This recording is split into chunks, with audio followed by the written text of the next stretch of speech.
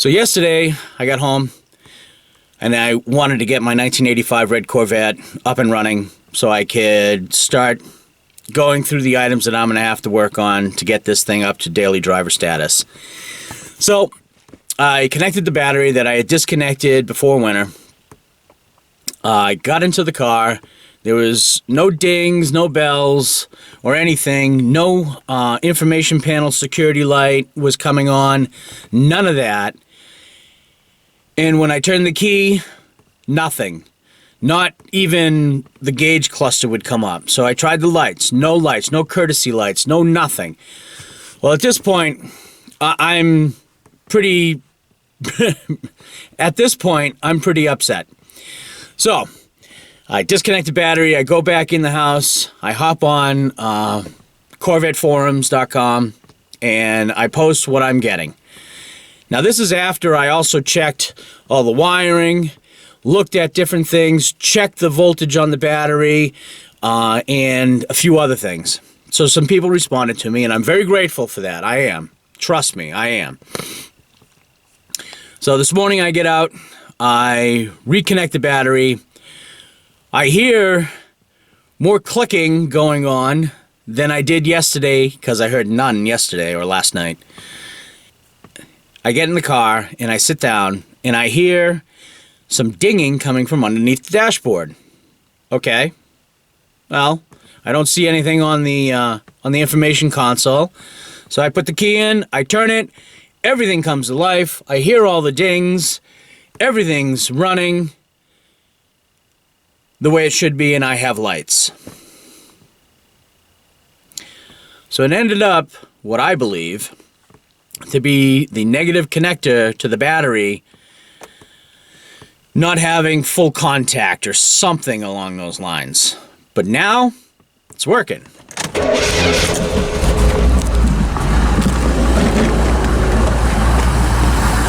And as you can hear, running.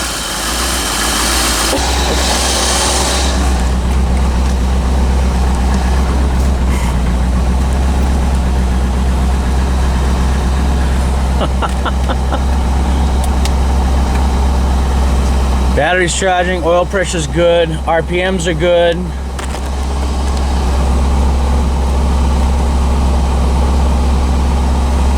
Unbelievable. Let's see if the lights work.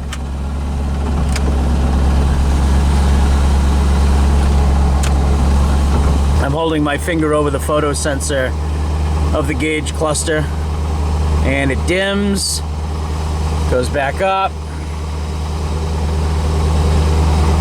Let's see, what do we got here? Oil temp is too low. Coolant temperature is too low. Huh. So while I got you, let's go check some fluids.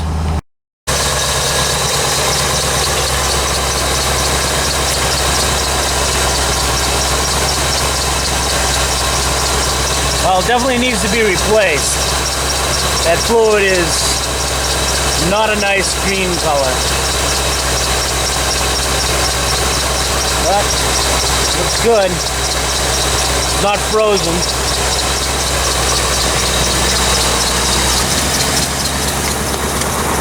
And it's cold. It's 14 degrees this morning. So yeah, that's common. And it smells like exhaust. Not what I went through with the 85 gray Corvette, where it was a blown head gasket. Look at that right there. One of the things I gotta fix comes out of this light panel. Would like to take it for a ride today. So while I'm waiting for this to warm up, the door panels, the door bezels,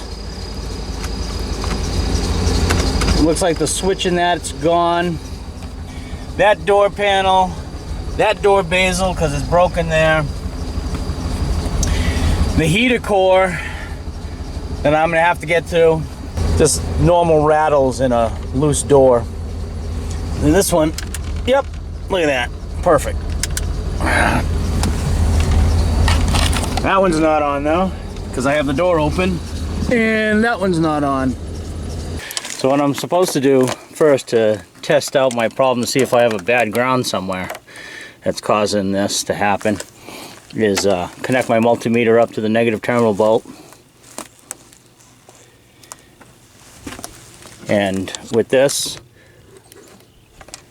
turn on and get something flowing. So I'm going to turn on the lights. Oh, they worked. Huh.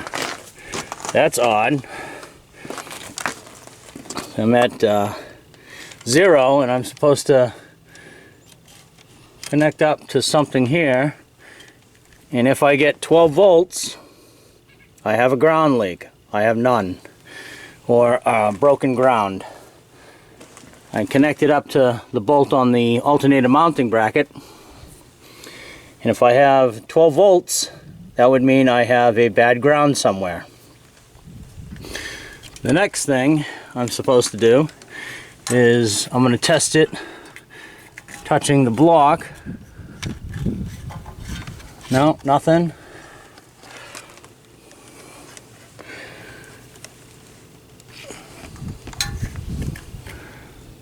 Nothing. The next thing, I'm supposed to connect the positive side of the battery bolt, and with the negative, touch the back of the alternator. 0. So it doesn't look like I have a bad ground. They're off. 12.20, 12.21. It's steadily going up. And it's just testing the voltage on the battery. So, those tests show that I don't have a bad ground. Those tests show that I don't have a bad ground, and that the problem was, in fact, this cable not seating to the battery. And this battery is relatively new. So we just came back from a cruise in the Red Vet, and she did pretty well. I opened her up a few times, put her on the back roads and then onto the highway. She handled very well. I don't see any smoke or smell any oil. She did pretty good. The check engine light did come on and stayed on. It came on after we got the high test gas. But outside of that, she ran really well. You know, I watched the gauges the whole time, and nothing jumped out at me saying that there's a major problem. Oil pressure was good. Water temperature was good. Voltage was good. And oil pressure and oil temperature were both good. Outside of that, she ran really well. Get some of this footage up. So, the gray one should be hitting the road soon as all that snow is gone. Had a good time. The Red Vet did really well. I was happy with it. Of course, you know, it's old, so of course, you know, the weather stripping has to be redone. And right here is where I have a leak on the weather stripping, and that all has to be redone. Right here it leaks in down through here. That has to be redone. So, and this door its weather stripping has to be redone, including the outside seal.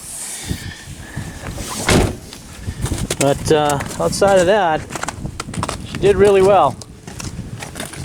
She did. I was very happy after being here for the winter. And it leaks in here, so it's not that definitely the seals, and it leaks down through here. Doesn't look like the window's up all the way. Huh. Anyway, yeah, that's it for today.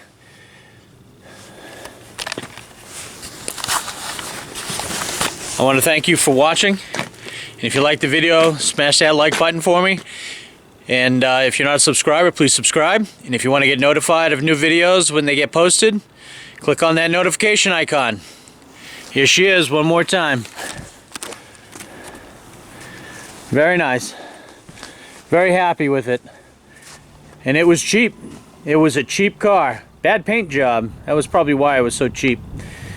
But outside of that, she runs good and drives good.